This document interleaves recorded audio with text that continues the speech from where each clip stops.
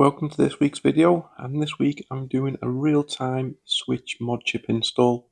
So this is my setup, this is the tools I'm going to be using, and my microscope. So this is where I do all my repairs, just as the kitchen counter. Normally got a little helper next to me.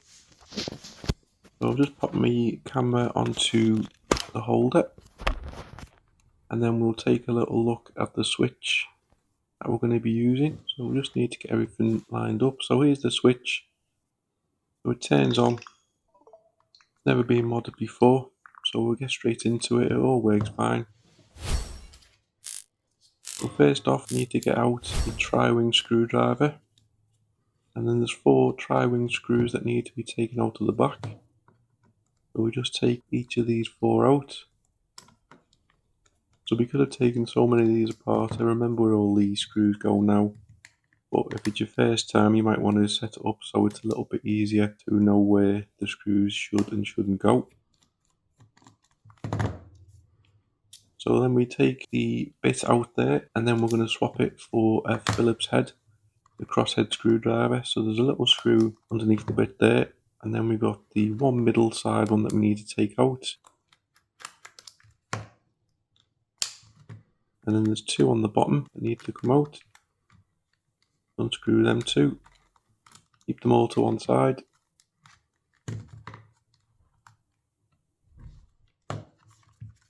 One on the top in the middle. And then we just need to do the other side. As I said, there's a couple along the rail, but you only need to take out the very middle one. We take that out, and then the back cover will clip off. Attach a little bit at the top, but you just need to pull it away. And then we get to the heat shield. So there's several screws on the back that need to come out. These are all Phillips head screws as well.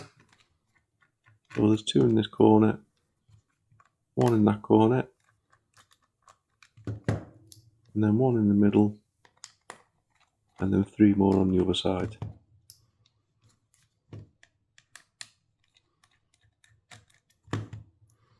Just these 2 at the bottom, one of them to hold the SD card connector in place, and there's one just below it as well. We take that out.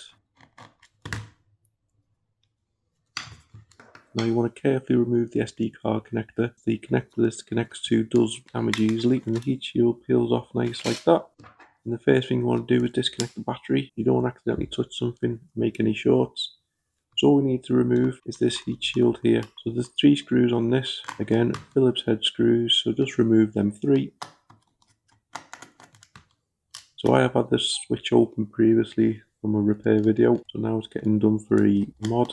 So this is why the thermal paste isn't great on it. Now we need to get to this heat shield here, and then this is where we're going to need the microscope. So I'll just pop it under the microscope, and then we just have to move it around. So I forgot to press record on the microscope straight away. That's why we're looking at this screen for a couple of minutes or a couple of seconds. But I'll zip across in a minute to where I'm showing you bend the tabs. So just bear with me. As I said, this is all done in real time. I'm not doing any edits on this video.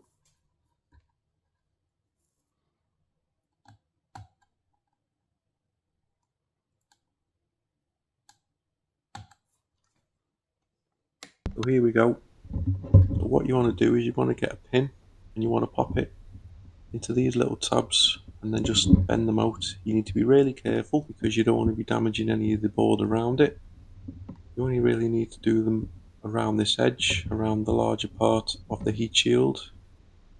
And once you release these 4 around this side, you should just be able to get something underneath. So the pin would have been better, but for some reason I used a screwdriver. Pop it up, and then you can wiggle it off, and then you can get it off. You can release all of them if you want, but I'm always lazy and just do a couple. And now we're to where we need to get rid of all this thermal paste. So there's a lot of chips underneath there, so you need to be really careful. So probably using a plastic spatula would be better. Just scrape away all of the old thermal paste. Just take your time, because we don't want to be knocking any caps off. So it's all going to be coming away at some point. So just slide me tweezers to take off the excess around the edge.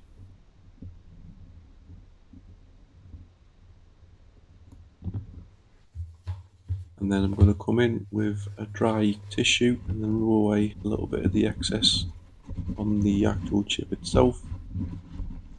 So just get right in there. And then there's the chips that we need to get to at the bottom. They can be a little bit tougher, so what I find is to use a dry toothbrush. Normally does the job, get into all the little gaps and it gets rid of all the old thermal paste. And there you go, it's all nice and clean, ready to have its mod chip attached. So this is the soldering iron that I use. I have a video of this on my channel. I just plug it in using a Nintendo Switch charger. Then you just need to set the temperature. So I normally range between 360 to 370 depending on the size of the tip.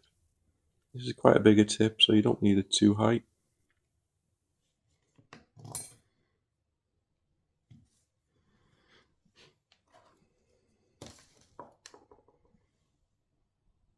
And then we'll just spin it round and we'll have a quick look. So the two other things that we need at this point is our solder and our cleaning tin and a little bit of flux. I use Kingbo Flux, it does the job and it's not too expensive. So we'll just spin back round and then we'll get back under the microscope in a minute. We'll just quickly get the mod chip out so you can see it. So I've already checked this mod chip, it always had software on it, that's not going to be an issue. Then I just need to find the right connector. So there's two connections, a V1 and a V2. So the easiest way is, if you're not sure, is just to put the connector on.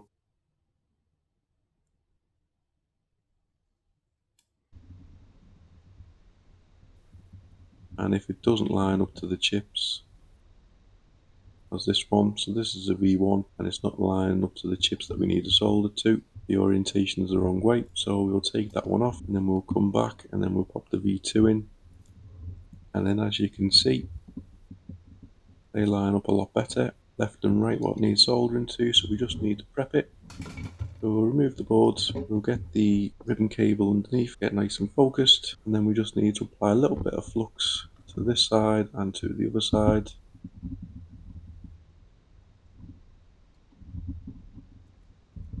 And then we'll come in with our soldering iron.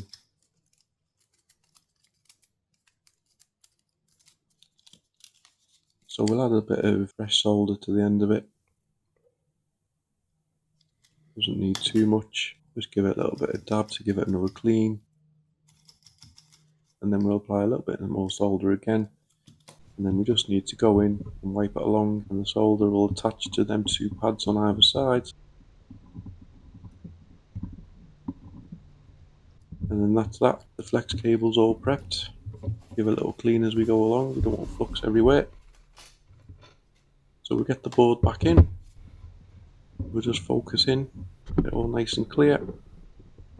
And then we'll get the V2 flex cable into place. So we need to line it up. You need to make sure all the caps on the left line up in the little holes to make sure that you're soldering it to the right caps on the board.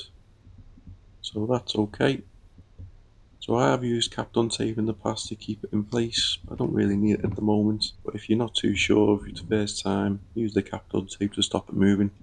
And we'll apply a little bit of flux, and then we'll come in. So give the soldering iron another clean, apply some fresh solder onto it, so the solder holds onto the tip, and then we just go in, and then we just need to solder either side of the caps to these solder points. So you can hold it on for a couple of seconds, it'll make the solder flow. If you hold it on for too long, you're more likely going to heat up the cap and the cap's going to come off the board, so you do need to be careful. So left and right, making sure the solder's nice and solid on them caps. I'll just zoom in a little bit further. So that looks okay. You just give it a little touch with your tweezers, make sure there's no movement, but I'll make sure this side is a little bit more secure before I go back. So apply some flux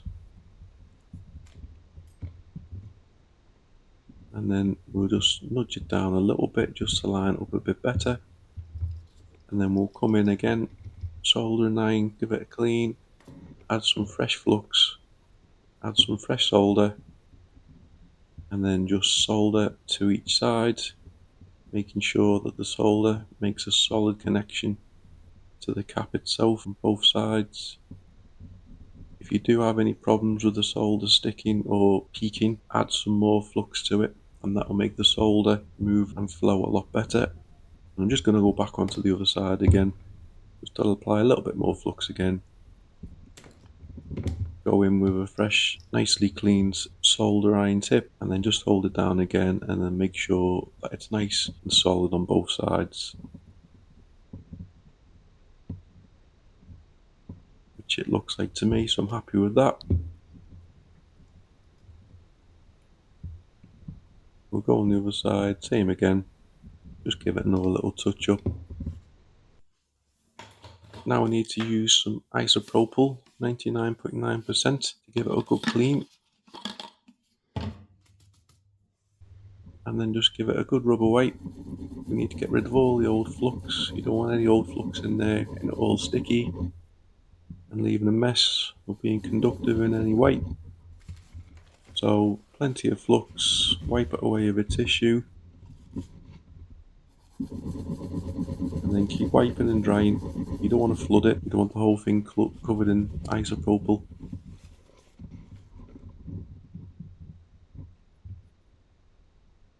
And then we'll have another little check, give it a press round, and I'm happy with that. All the solder joints look nice and solid, and then we'll give it another clean, and then that's pretty much the end of the soldering. It was nice and easy.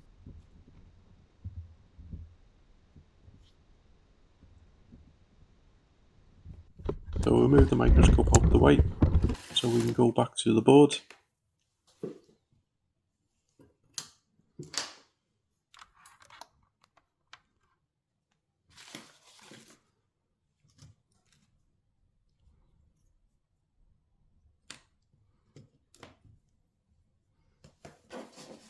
So we need to remove the NAND chip. So this just clips off. Most of the time when you pull it off, it will remove the metal heat shield as well.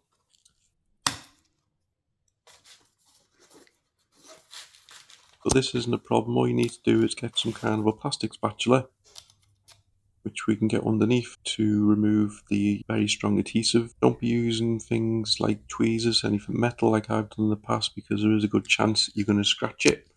So make sure you use anything plastic. And then once you've pulled it off, we can pop that metal heat shield back on over the Wi-Fi chip.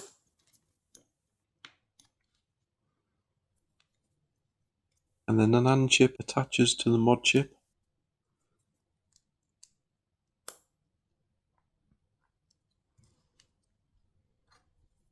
And then all we need to do is get a pair of tweezers and just bend this ribbon cable back, the one at the top. And then we just need to thread it into place into this little ribbon cable connector, feed it in, and then press it over to lock it in. And then we'll push it back down, pop it into place, and then we're pretty much done. So just get the bag that the mod chip comes in and reconnect the battery, press the power button, and then for a couple of seconds the light should flash. So this is it basically learning that it's being connected to a switch, and it's now going to try and glitch it, and hopefully it's going to boot or attempt to boot to custom firmware. And as it says no SD card, that means there's no SD card connected, but it means that it's actually worked. So we disconnect the battery. Now we can start tidying it all up, putting it all back together. So I'm just going to remove the old thermal paste from this heat shield, because we're going to be putting nice new thermal paste down. So we give it a bit of a clean. If you need to, you can use isopropyl alcohol on this as well. A lot of the time it will just wipe away.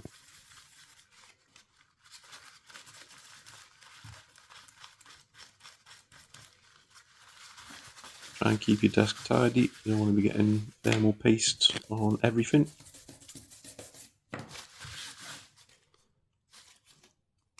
And And then we just need to bend out this top bit of the casing. This is where the ribbon cable is going to come out. So I've seen people cutting this, but I don't think you need to cut it. All you need to do is bend this section of the tabs up. And then this way, when we reattach the heat shield, it's not going to damage the ribbon cable that comes out in any way.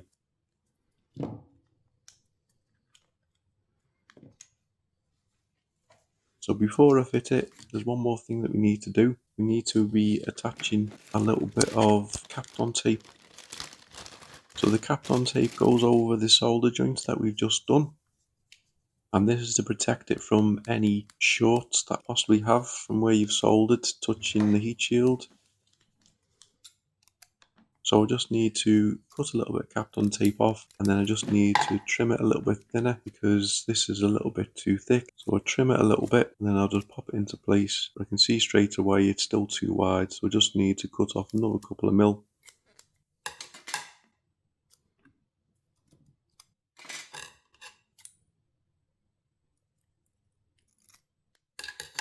And then I can pop it back down.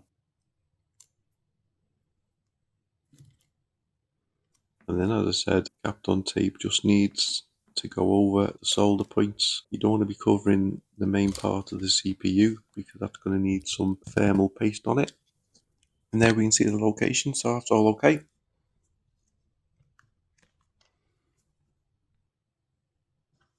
So now we're going to have to apply some new thermal paste. So I use this MX4 thermal paste. I've never had a problem with it. So this is where I put the perfect amount on, and then I'll get told I've used too much, but hey ho.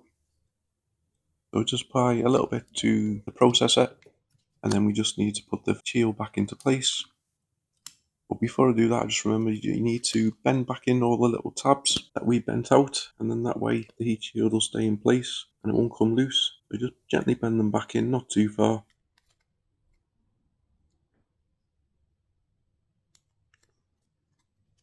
Pop it back into place and then clip it in.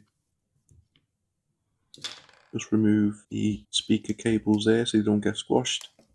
And then it all clicks in, and then that's it. That's all nice and perfect. We're going to need to apply a little bit more Kapton tape to stop any potential shorts happening.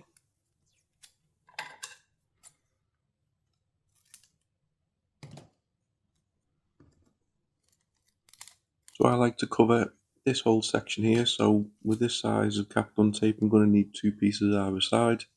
So just cut that into the perfect size and lay it down. Now where the chip sits, it's going to only touch the Kapton tape, nothing metal.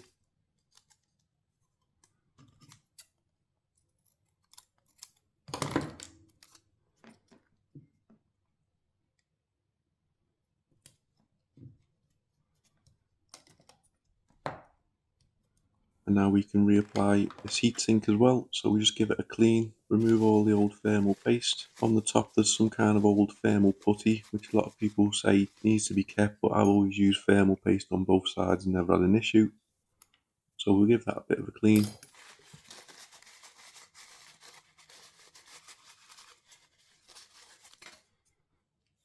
And then we'll apply the perfect amount again, or it's going to be too much for some people. Squash it on, and then we'll pop it into place, and then when I press it down, I like to give it a bit of a wiggle, try and spread it out nice and even. And then you've got your 3 screws that need to go back in.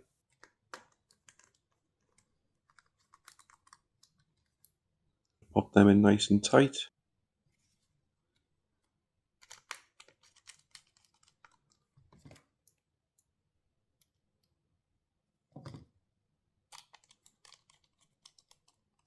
And then we just need to apply a little bit of Kapton tape to the top of the chip itself, because when we're going to be cutting the heat shield, we don't want it to be touching. So again, 2 pieces on this, just to make sure it's slightly overlapping and it goes over the sides.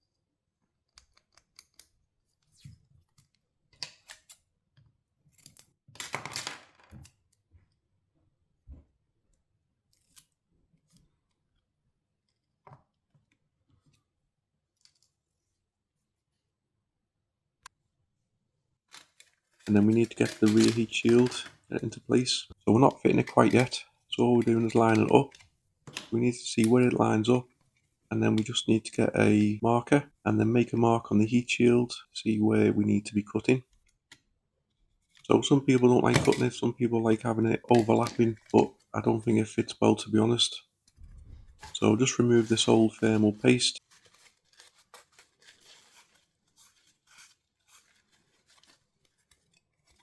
And now the best way I've found cutting the heat shield is by using scissors. So just be very careful. You want to cut down.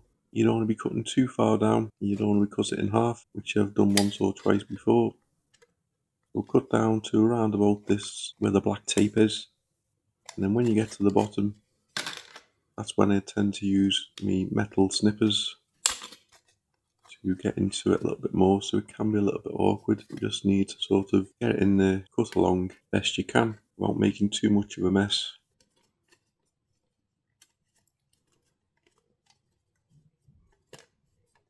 And being careful not to cut your fingers because it is quite sharp.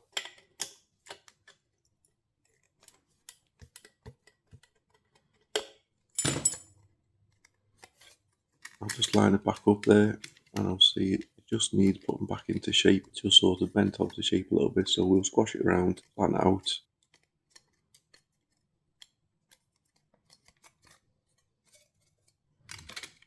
And then we just lay it in, but it's just a little bit too tight for my liking. So we just need to take a couple of mil for this side. So again, we'll just slice it down a little bit on the side bit, and then we can cut or just basically wiggle this end piece off. And then we just bend the metal back into place, making sure that it's all nice and flat and it's not too distorted, and I'm quite happy with that. It's going to keep the mod chip nice and secure, so that will be fine. Just unbend the bottom bit there. It's going to be a perfect fit.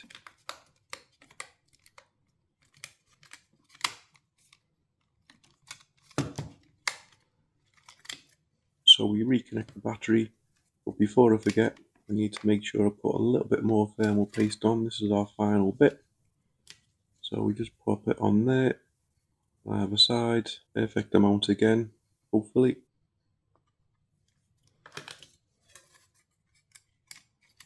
And then we'll squash it back down. And then this way we need to pop all the silver screws back in. So I always start with the middle one to keep the plate nice and secure and central. And then I go around the edges and start putting all the screws back in. Nice and tight. You don't have to over tighten anything. Just make sure that it's tight enough that the plate isn't going to be loose.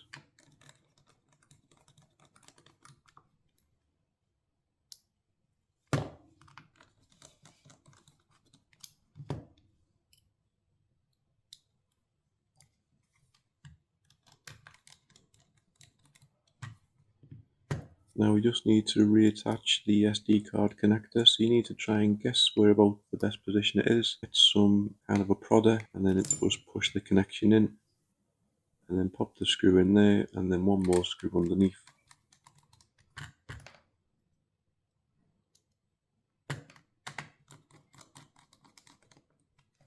And that's it, we're nearly done. Just reattach this little plastic pad. This tries to stop the connection coming loose over time when you're inserting your SD card. And then the final piece of Kapton tape that I use is I just put this across the mod chip and the heat shield, and then this should eliminate any kind of movement at all. If the switch gets banged about a little bit, it's unlikely to cause any issues.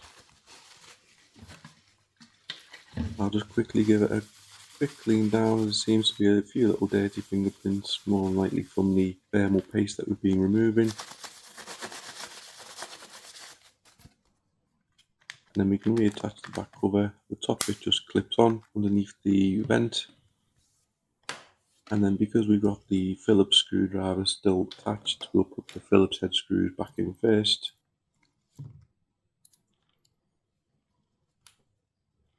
So the bigger ones, the two bigger ones, they go on the side rails. They're easy enough to do.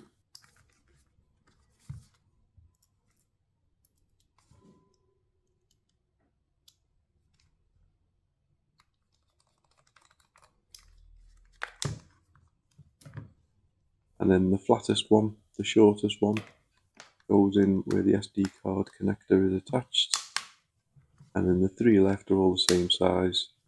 So there's one that goes in the top, and then there's two that go in the bottom. A lot of the time these don't screw in properly because the plastic connection you screw into breaks easily, but it doesn't matter if they don't work. They're just there to keep it a little bit more into shape, but they're not critical. And then we just change the bit, swap it back over for the tri-wing, and then we've got 4 screws to go. So we're pretty much almost there. So we just screw these in, each corner, nice and tight. Hopefully it won't never be opened again. There won't be any reason to.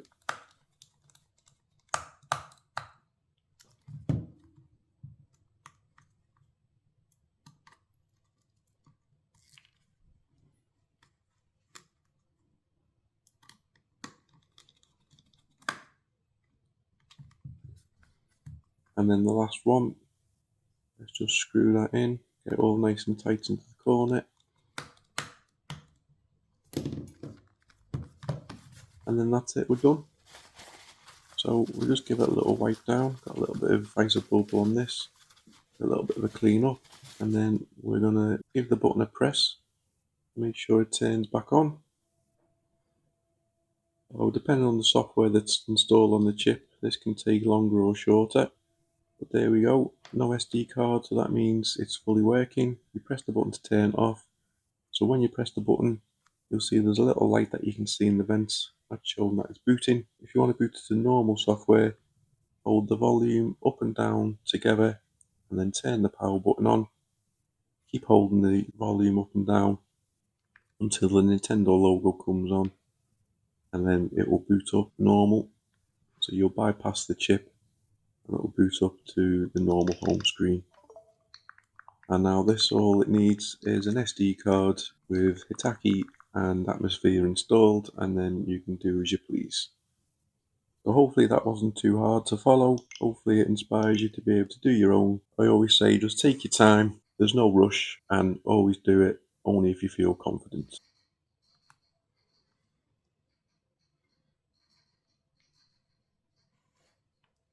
So thanks very much for watching. Please like, comment and subscribe.